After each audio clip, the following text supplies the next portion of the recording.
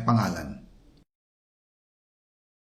Kaya ngayon ay hinahamon ko si Ombudsman Remulla kung seryoso talaga siya sa mga sinasabi niya sa kanyang press release na idadamay niya pati si Martin Romualdez kung magbibigay ako ng ebidensya.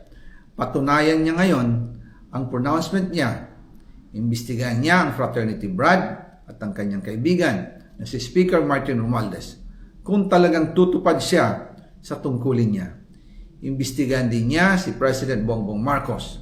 Sabi nga ni BBM nung SONA, let's do it right at mahiya naman kayo, hindi po ba?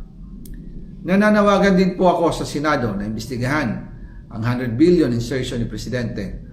Alam ko po na hindi gagawin ni Ombudsman Remulla ang hamon ko.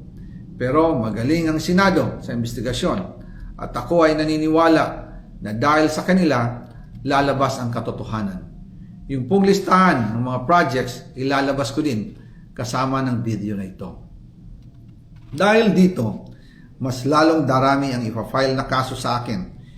Ginagamit ng administrasyon ang buong resources ng bansa para tumahimik ako, para masira ang aking kredibilidad. Darami din ang banta sa buhay ko at ng aking pamilya. March 2025 pa lang, si Speaker ay nagpaparinig na sa akin sa aming meeting that he will shoot me if I will talk.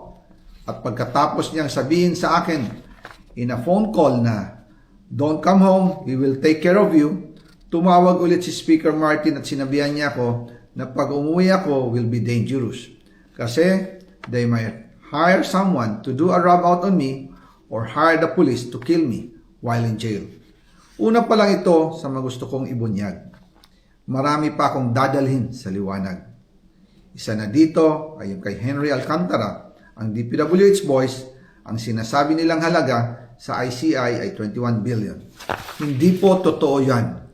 Ang totoong numero ay 56 billion pesos at yung pong halaga na yan ay kay Pangulong Bongbong Marcos at Martin Romualdez na punta lahat. Ilalabas ko po ang buong detalye sa darating na mga araw. Kaunting pasensya pa po. Sana po ay hindi nila ako mapatay bago ko mailabas ang lahat. Sa inyong lahat sa Pilipinas, lalong-lalo na sa aking pamilya, taos-puso akong humihingi ng paumanhin. Ginawa ko lang ang utos sa akin, pero ngayon, handa na akong harapin ang lahat.